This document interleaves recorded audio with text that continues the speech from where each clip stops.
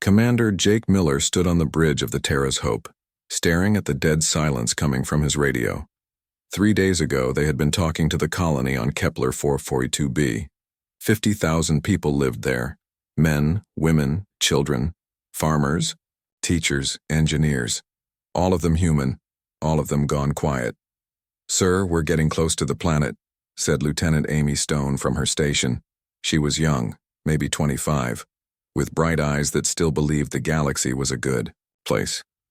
Jake had been her age once, before he learned what lived out here in the dark between stars. "Any signals from the surface?" Jake asked, though he already knew the answer. Amy shook her head. Her hands moved over the controls, searching every frequency, every channel. Nothing but empty space talking back. The planet grew larger on their screens. Blue and green, just like Earth. That's why they had picked it. That's why 50,000 people had left home to build something new here. Jake's stomach twisted as he thought about his brother Tom, who had moved to the colony 2 years ago with his wife and kids. "Commander," called Dr. Lisa Carter from the science station, "I'm picking up something strange. There are ships in orbit. Big ones, not human ships." Jake felt his blood go cold. "Put it on screen." The image changed, and Jake saw them. 12 massive ships, each one the size of a city block. They were dark gray with red markings. Jake knew those markings. Everyone in the human fleet knew them. Zephyrian Empire ships. "What are they doing here?" Amy whispered. Jake didn't answer. He was thinking about the reports that came from other worlds. Reports about what the Zephyrians did to species they didn't like. The reports that Earth's government said were just rumors. Just stories to scare people. "Sir, I'm getting a signal from the planet," Amy said, her voice shaking. It's a Zephyrian broadcast." "Put it through," Jake ordered. The screen filled with the face of a Zephyrian. They looked like giant lizards that walked on 2 legs. This one had scars across his face and yellow eyes that seemed to glow. When he spoke, his voice was rough and mean. "Greetings to any humans who might be listening," the alien said, and Jake could hear the laughter in his voice. "We have completed our cleansing of your little pest colony. 50,000 human insects have been removed from this world. We broadcast their final moments for the entertainment of the Empire. Perhaps you would like to watch?" The screen changed. Jake wanted to look away, but he couldn't. He saw the colony's main street. Bodies everywhere, men, women, children, all dead. The buildings were burned. The pretty gardens the colonists had planted were trampled flat. But it was worse than just killing. The Zephyrians had made it slow. They had made it hurt. Jake saw the school where his nephew had learned to read. The windows were broken and there was blood on the walls. He saw the hospital where his brother had worked as a doctor. The roof was caved in. "The younglings cried the most," the Zephyrian continued, like he was talking about the weather. "Their screams were quite musical. We saved them for last so the adults could watch. Very educational for our young warriors." Amy made a choking sound and ran from the bridge. Jake didn't blame her. He wanted to run too. But he was the commander. He had to watch. He had to see what they had done to his people. "We took many useful parts from the humans before they died," the alien went on. "Human organs sell well in the outer markets. Their hearts are especially popular. The young ones have the best quality, of course." The broadcast ended. The bridge was quiet except for the hum of the ship's engines. Jake stared at the black screen and felt something cold settle in his chest. Something that felt like ice and tasted like metal. "Sir," said Lieutenant Stone, who had come back to her station. Her face was white, but her hands were steady. "I'm getting a message from Earth. It's Captain Ben Hayes. He's our diplomatic contact." Jake nodded. "Put him through." Ben Hayes appeared on screen. He was a good man, Jake knew. Someone who believed in doing things the right way. Following the rules. Working through proper channels. "Jake, I just got word about the colony," Ben said. "This is terrible. Just terrible. But we have to handle this correctly. I'm filing a formal complaint with the Galactic Council. This kind of behavior cannot be allowed." Jake almost laughed, but it wouldn't have been a happy sound. "A formal complaint?" Yes, through proper diplomatic channels. The Zephyrians will have to answer for this. The galaxy has laws, Jake. Civilized rules that everyone follows. Ben, Jake said quietly. They killed children. They harvested our people like animals. They broadcast it for fun. I know it's horrible. But we have to trust the system. The Galactic Council will make this right. We're not barbarians, Jake. We're better than that. Jake looked at the dead planet below them. He thought about his brother Tom, who had believed in building something good out here among the stars. He thought about his nephew who would never grow up. He thought about 50,000 people who had trusted that the galaxy was safe for humans. You file your complaint, Ben, Jake said. But I'm going down to the surface. I'm going to see what they did with my own eyes. I'm going to collect evidence, real evidence. Jake, that's not necessary. We have the broadcast, that's enough. No, Jake said, and his voice sounded strange even to himself.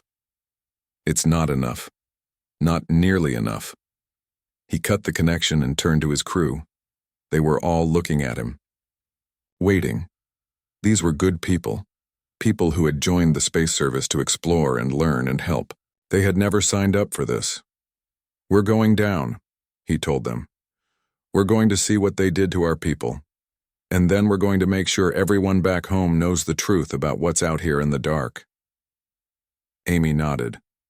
Her eyes weren't bright anymore. None of their eyes were bright anymore. That was okay. They were about to learn that sometimes the dark looked back. President Karen Walsh stood at the podium in the United Nations Emergency Assembly Hall. Every seat was filled. Every screen in the world was watching. She had been president for 3 years, but she had never felt the weight of her office like this. In her hands was a file that contained pictures from Kepler 442b. Pictures she would never show to the public. Pictures that would give people nightmares for the rest of their lives. My fellow humans, she began. Her voice steady despite the rage burning in her chest. 3 days ago, we lost contact with our colony on Kepler 442b. Yesterday, we learned why. 50,000 of our people are dead. Men, women, children. All of them murdered by the Zephyrian Empire. The hall erupted. Angry voices filled the air. Representatives stood and shouted questions. Karen waited for them to quiet down. She had more bad news to share. I have spoken with the Galactic Council, she continued. They have reviewed our evidence. They have seen the broadcasts. And they have decided that this matter does not require their attention. The silence that followed was worse than the shouting.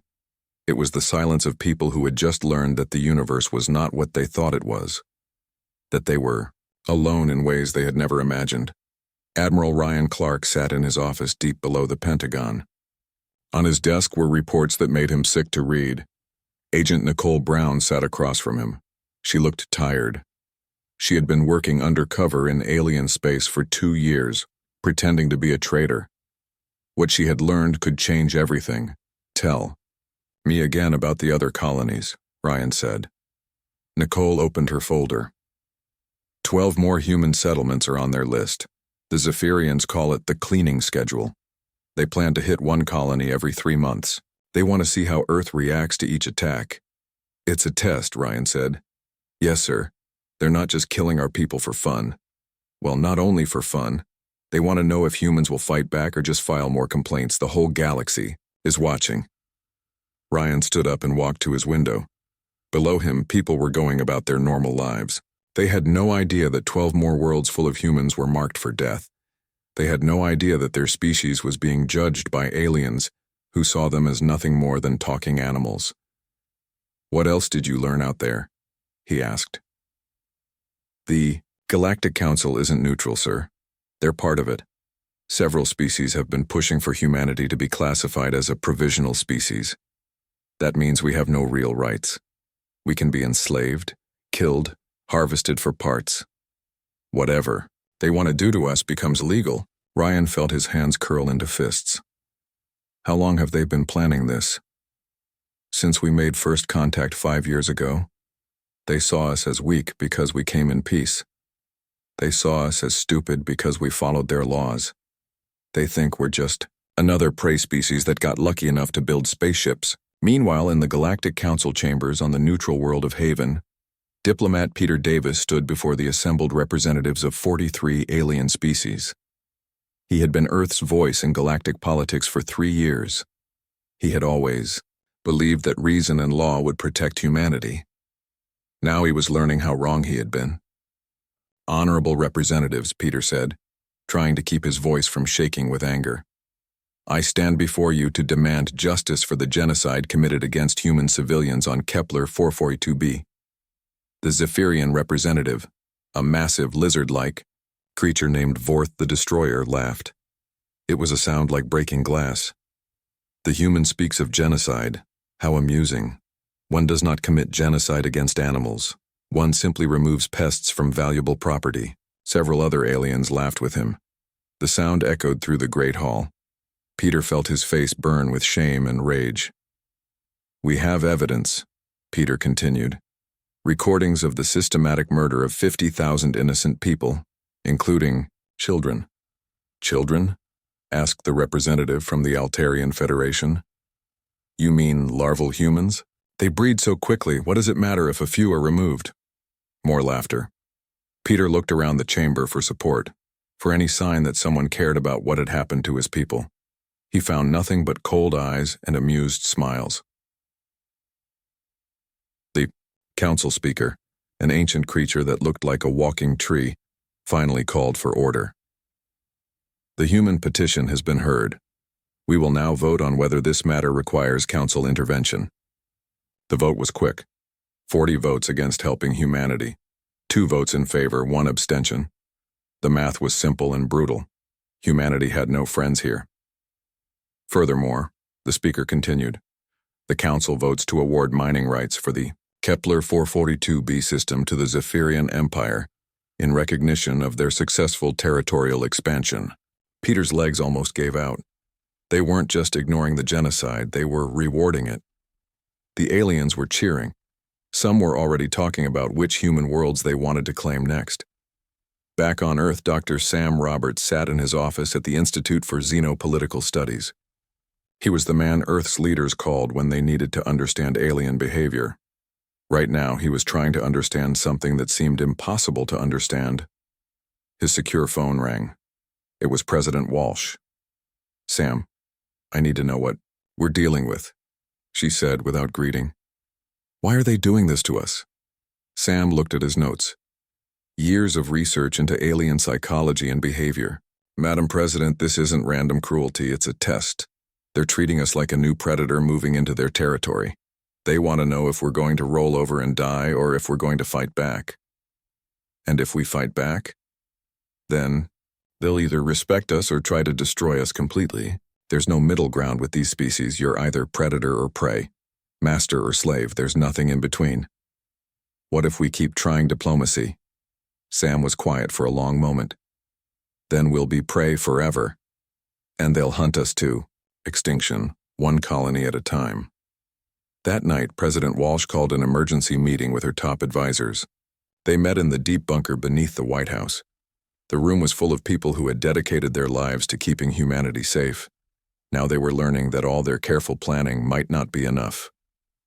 "Options," Karen said simply. "Admiral," Clark spoke first. "We can file more protests. We can try to find allies in the council. We can hope that someone out there will care about what's right." "And if that doesn't work?" Karen asked. Ryan's face was hard as stone. "Then we show them what humans do when diplomacy fails. We show them what we're really capable of when we stop playing by their rules." "You're talking about war," Karen said. "I'm talking about survival," Ryan replied. "They think we're sheep, Madam President. Maybe it's time to show them what wolves look like." Karen looked around the table at the faces of her advisors. These were good people. People who believed in peace and law and doing the right thing. But they were learning that sometimes the right thing wasn't enough. Sometimes you had to do the necessary thing instead. "How long do we have before they hit the next colony?" she asked. 3 months, Agent Brown replied. "The colony on New Texas has about 40,000 people." Karen closed her eyes. 40,000 more people who trusted their government to keep them safe. 40,000 more people who believed that being human meant something in this galaxy. "Get me Admiral Clark's files on Project Omega," she said quietly. "It's time to see what we've really been building out there in the dark." General Mike Turner walked through the secret facility buried 3 miles beneath the Nevada desert. His footsteps echoed in the metal corridors that officially did not exist. The facility wasn't on any map. It wasn't in any government budget. As far as the world knew, this place was just empty desert above an old mine. But down here in the dark, humanity had been preparing for war. "How long has this been running?" asked President Walsh as she followed him deeper into the facility. "Since first contact," Mike replied. "The moment we learned we weren't alone in the universe, some very smart people asked a very simple question. What if the aliens aren't friendly? What if we need to fight?" They walked past laboratories where scientists worked on weapons that could tear apart alien ships. They passed training rooms where soldiers learned to fight in zero gravity. They saw factories that had been building warships disguised as exploration vessels for 5 years. "My God," Karen whispered. "How many people know about this? Need to know basis only, maybe 1,000 people total. Scientists, engineers, soldiers. People who understood that humanity's survival might depend on secrets."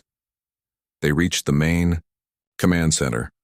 It was huge, filled with screens and computers and people working at stations. At the center of it all stood Colonel Janet Brooks.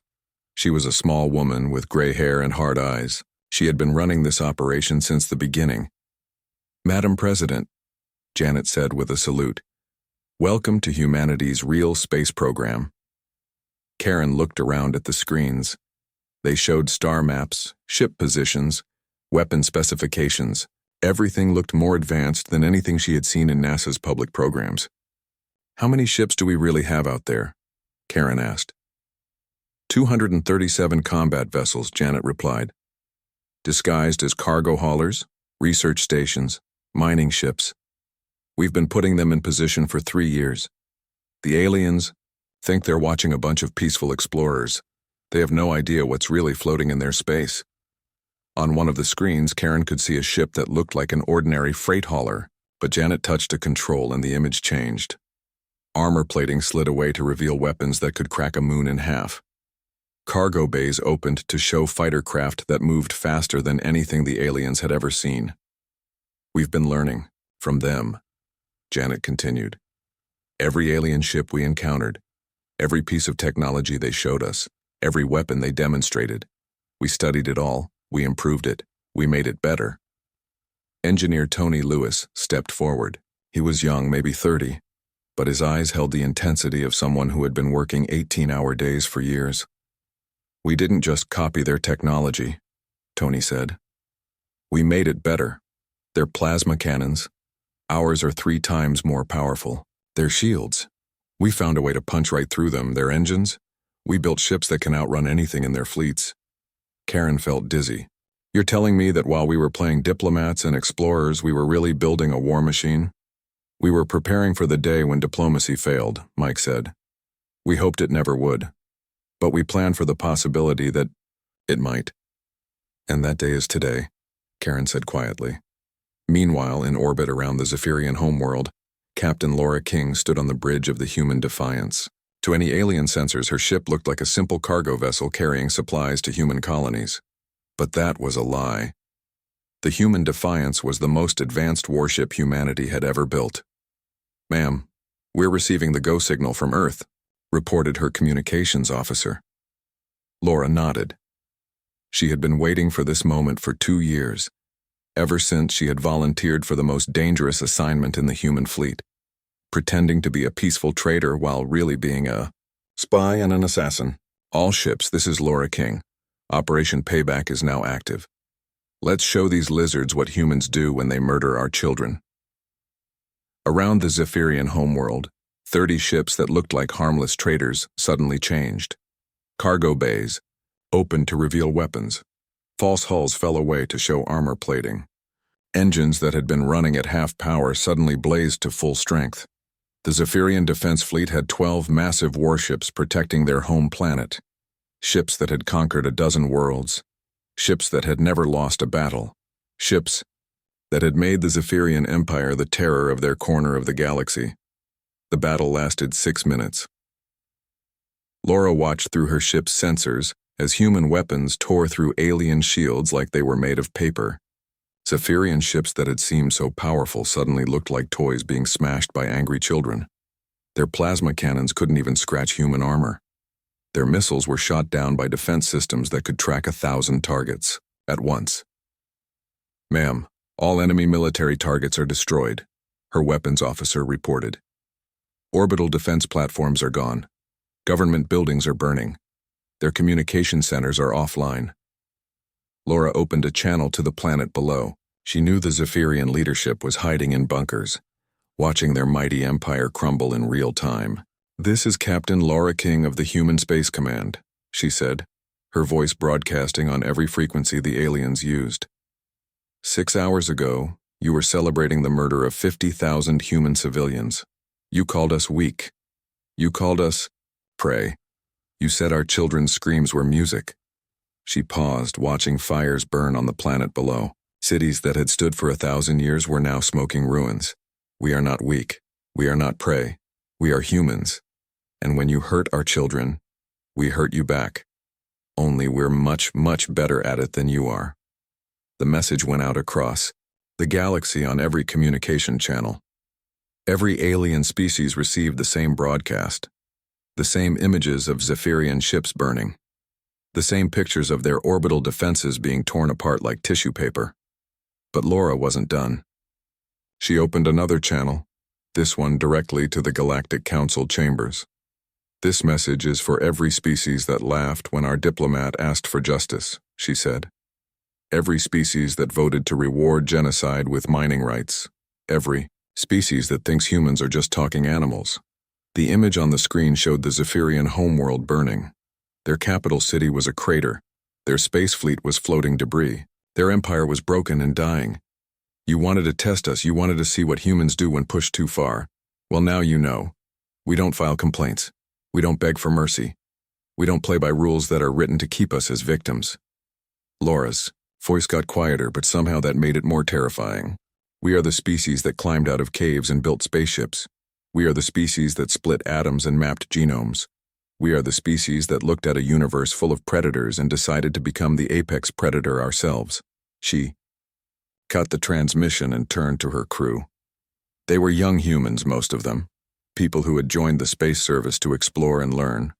Now they were learning what their species was really capable of when the mask of civilization came off. "Set course for the Altarian Federation," Laura ordered.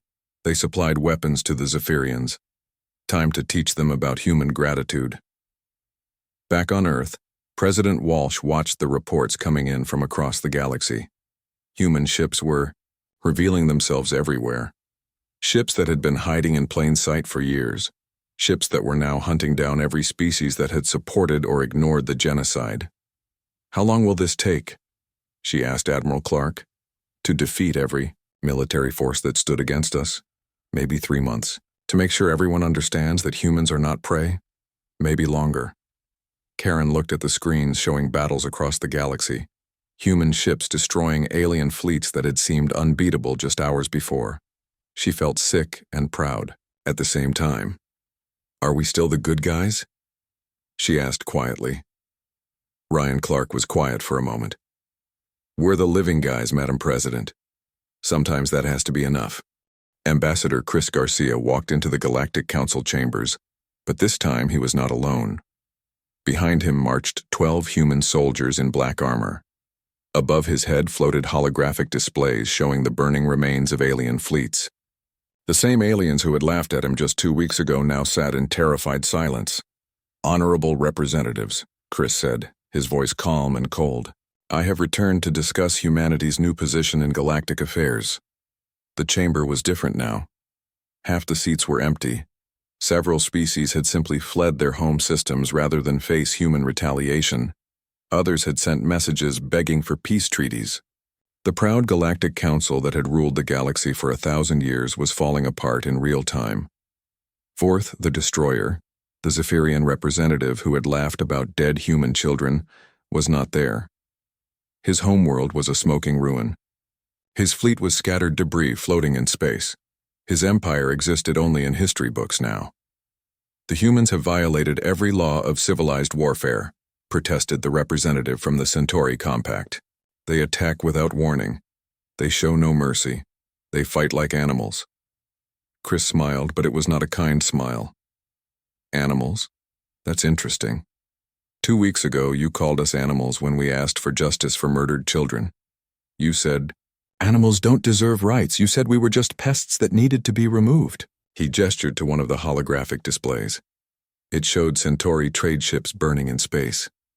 Human warships surrounded them like wolves around frightened sheep. We decided you were right. If we're animals, then we don't need to follow your civilized laws. Animals just kill what threatens them. Animals don't ask permission. Animals don't file complaints. The Centauri representative's blue skin turned pale gray. His species had been one of the loudest voices calling for humanity to be classified as a provisional species. They had blocked every attempt to send aid to human colonies. Now their trade routes were closed, and their merchant fleet was gone. Admiral Kelly Scott stood on the bridge of the human battleship Vengeance, watching the Altarian home fleet trying to run away. The Altarians had sold weapons to the Zephyrians, advanced plasma cannons that had been used to kill human colonists. Now those same aliens were broadcasting surrender messages and begging for mercy. "Ma'am, they're offering to pay reparations," reported her communications officer. "They want to give us their entire weapon stockpile and 10 billion credits." Kelly shook her head. "Tell them we don't want their money. We want them to understand what happens when you help people kill our children." The Altarian fleet was fast, but human ships were faster. One by one, the alien vessels were caught and destroyed. Kelly made sure to broadcast every explosion across their home system. She wanted every Altarian to see what their government's choices had cost them. "Any ship that tries to leave this system will be destroyed," she announced on all frequencies. "Any world that helped arm our enemies will share their fate. This is what human justice looks like." Meanwhile, Commander Steve Murphy was leading a different kind of mission. His ship, the Retribution, was not destroying fleets or burning cities. Instead, he was visiting every human colony in the galaxy. His job was to make sure they knew that Earth had not forgotten them, that they were not alone anymore. "Colony New Boston, this is Commander Murphy," he said, as his ship entered orbit around the small farming world. "We're here to make sure you're safe." The response came quickly. "Commander, this is Governor Lisa White. Thank God you're here. We've been so scared since we heard about Kepler 442b. The local aliens have been making threats." Steve smiled grimly. "What kind of threats?" "The Corvin Republic has a mining operation in this system. Yesterday they sent a message saying that humans are no longer welcome here. They gave us 30 days to evacuate or they would remove us. By force. Governor, please relay this message to the Corvin Republic. Tell them that any threat against human civilians will be met with the complete destruction of their species. We are not the same humans they knew last month. We don't negotiate with people who threaten our families." Within hours, the Corvin mining operation sent a very different message. They apologized for any misunderstanding.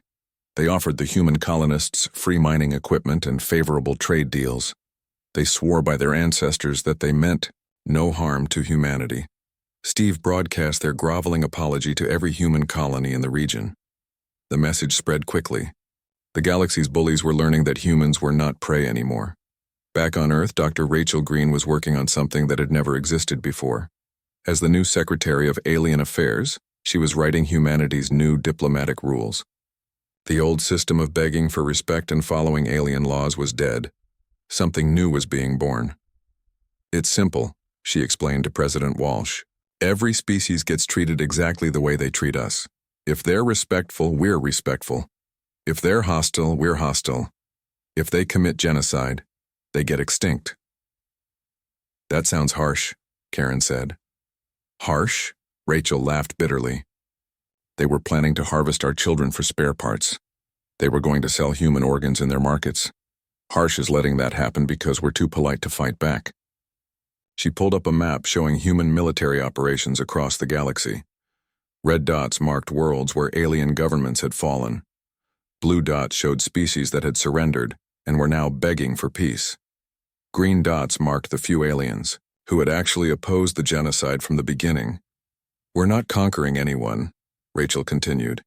"We're not trying to build an empire. We're just making it very, very clear that humans are not prey. Any species that forgets that lesson gets a reminder they won't survive." The Zephyrian Empire was learning that lesson right now. Captain Alex Turner was leading the final assault on their last military base. The proud lizards who had broadcast human executions for entertainment were now hiding in bunkers, sending desperate pleas for mercy. "Captain Turner, this is Sub-Commander Hess of the Zephyrian Defense Force," came a transmission from the planet below. "We surrender unconditionally. Please, we have civilian populations down here, non-combatants, families." Alex's face was hard as stone. "You had families on Kepler 442b too. Human families. Human children. You killed them all and laughed about it." "That was different," the alien pleaded. "Those were just colonists. These are Zephyrian citizens. We have laws about protecting civilians." "Your laws," Alex said quietly. "Your laws that said it was legal to murder human children. Your laws that said we weren't really people. Your laws that made it okay to harvest our organs for profit." He paused, looking down at the planet where millions of Zephyrians were waiting to learn their fate. "Here's the thing about laws. They only work if everyone follows them. You broke them first. You decided that might makes right, that the strong can do whatever they want to the weak. Well, congratulations. You taught us that lesson very well." The planet below was silent. No more transmissions. No more pleas for mercy. Just the sound of alien hearts beating in terror as they waited to learn what human justice looked like. "All ships, this is Captain Turner. Begin orbital bombardment. Every military installation, every government building, every spaceport.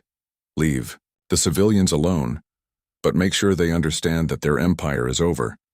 Make sure they understand what happens when you murder human children." The bombardment lasted 3 hours. When it was over, the Zephyrian Empire existed only in history. Their military was gone. Their government was gone. Their ability to hurt anyone was gone forever. Alex opened a channel to the surviving population. "This is Captain Alex Turner of the Human Space Command.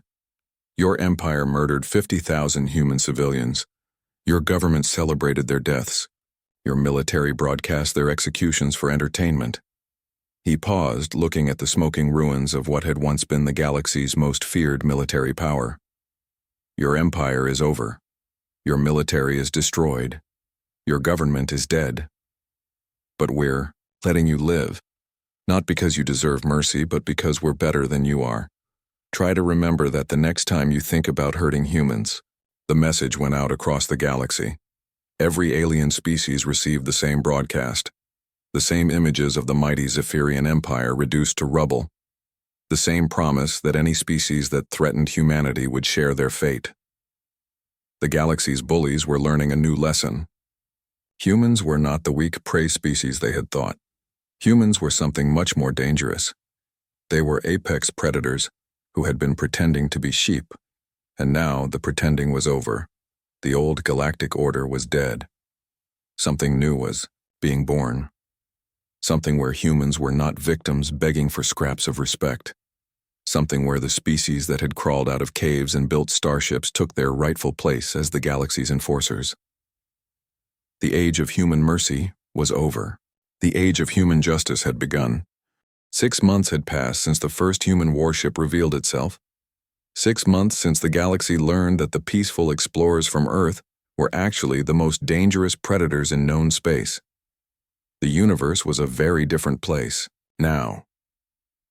President Karen Walsh stood at the podium in what used to be called the Galactic Council Chambers. Now it was called the Human Oversight Facility. The name change was not an accident. The humans had not conquered the galaxy, but they had made it very clear who was really in charge. "Fellow representatives," Karen said, looking out at the alien delegates who had come to hear humanity's new rules. 6 months ago, many of your governments made a choice. You chose to treat the murder of human civilians as entertainment. You chose to reward genocide with mining rights. You chose to test whether humans would fight back or just die quietly. The chamber was much smaller now. 12 species had been completely destroyed. Their worlds were empty ruins drifting in space. 18 more species had surrendered so completely that they no longer had governments. They were now protectorates under human control. The remaining delegates sat in absolute silence, afraid that any sound might bring human attention to their worlds. Today I am here to announce the new galactic order, Karen continued. It's very simple. Any species that treats humans with respect will receive our cooperation and protection. Any species that threatens human civilians will be removed from existence. Not conquered, not enslaved, removed, completely. Admiral Ryan Clark stood in the Strategic Command Center on Luna Base, watching reports flow in from across the galaxy. The center had been built in secret during the years when Earth was pretending to be peaceful. Now it was the nerve center of human military operations, spanning hundreds of star systems. Status report, he said to Colonel Janet Brooks. All human colonies are secure, Janet replied. We have established military bases in 47 systems. Every major trade route is under human patrol. Any ship that carries weapons near human space gets boarded and searched. Ryan nodded. Resistance movements? 3 small groups tried to organize. The hegemony resistance lasted 6 days before we found their base. The Liberation Front managed 2 weeks. The Free Galaxy Alliance was destroyed before they could even hold their first meeting. Good. What about the species that are cooperating? Janet pulled up a different display. The Terran Alliance has 12 member species now. All of them follow the human doctrine. No slavery, no genocide, no wars of conquest. In exchange, we protect their trade routes and defend them from raiders. It was working better than anyone had expected. The species that chose to work with humans were finding that life was actually better under the new system. Human technology was advanced. Human protection was absolute. Human justice was fair, as long as you didn't threaten human civilians. Agent Nicole Brown walked through the marketplace on Kepler 442b. The same world where 50,000 humans had been murdered 6 months ago, but now it was alive again. New colonists had come from Earth. New buildings rose where the old ones had been destroyed. New children played in gardens that had once been soaked with blood. The memorial looks good, said Governor Frank Taylor, as he joined her. He had volunteered to run the rebuilt colony. He said it was important that humans never forget what had happened here. Nicole looked at the black stone monument in the center of town. It had the names of all 50,000 victims carved into its surface. At the top, in simple letters, were the words, "They died because the galaxy thought humans were weak. We built this memorial to make sure the galaxy never forgets how wrong they were." "Any problems with the local aliens?" Nicole asked. Frank shook his head. "The Corvin mining operation sends us gifts every week. Food, flowers, apologies. The Centauri trading post practically begs us to accept their services for free. Everyone is very, very polite." "Good. That's how it should be." Nicole looked up at the sky where human patrol ships moved in regular patterns. The same sky where Zephyrian warships had once broadcast the murders of human families. Now it was protected by the most advanced fleet in galactic history. Commander Jake Miller stood on the bridge of the Terra's Hope, but he was not the same man who had discovered the genocide 6 months ago. None of them were the same. The crew that had once believed in diplomacy and peaceful exploration had learned what the galaxy was really like. They had learned what humans had to become to survive. "Sir, we're receiving a transmission," said Lieutenant Amy Stone. She was not the same bright-eyed young officer either. Her eyes had seen too much. They all had. "Put it through," Jake said. The screen showed an alien he had never seen before. The creature looked like a cross between a bird and a lizard, with bright blue feathers and intelligent yellow eyes. "Greetings, humans of the ship Terra's Hope," the alien said carefully. "I am Ambassador Crix of the Alteran Republic. We are a peaceful species from the Outer Rim. We have heard of your capabilities. We wish to request formal diplomatic contact with the human government." Jake studied the alien's face.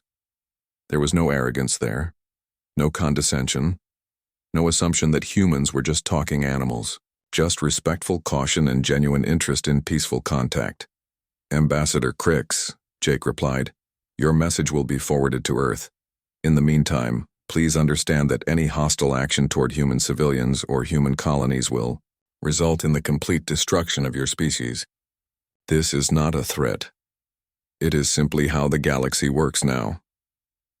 We understand completely, Crix replied quickly. We offer friendship to humanity and swear by our ancestors that we wish no harm to your people. We have heard what happened to those who thought differently. The transmission ended. Jake turned to his crew.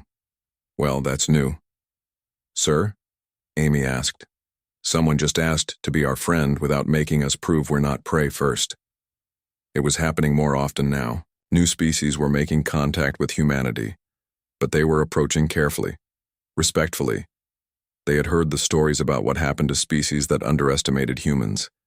They had seen the empty systems where proud empires used to.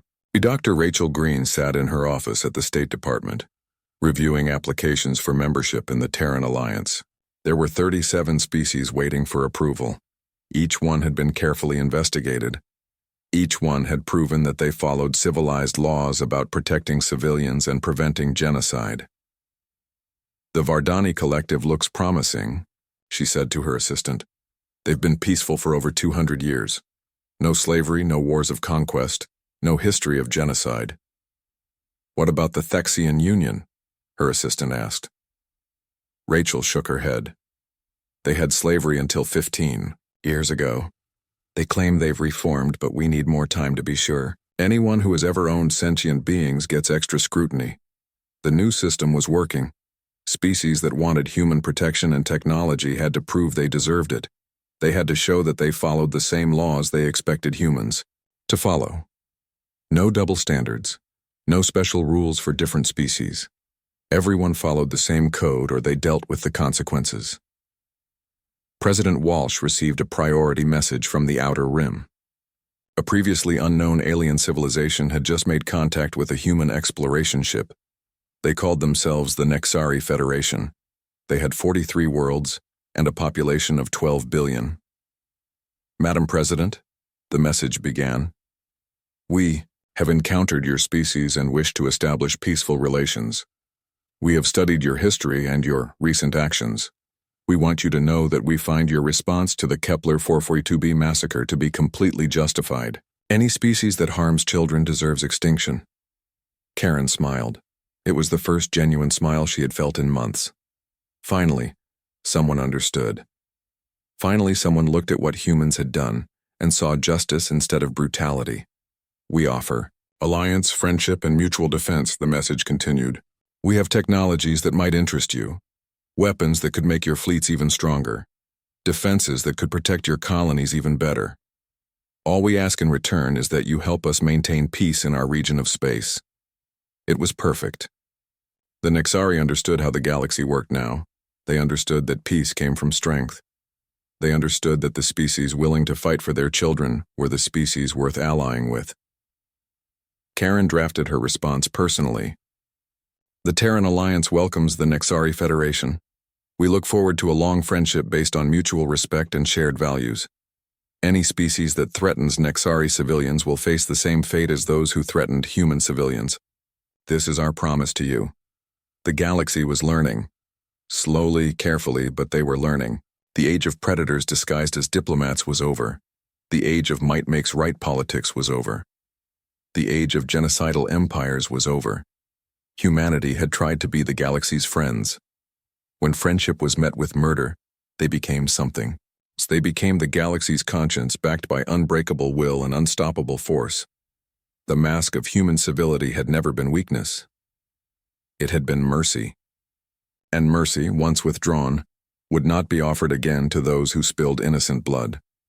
Commander Miller looked out at the stars and thought about his brother Tom, who had died on this world 6 months ago.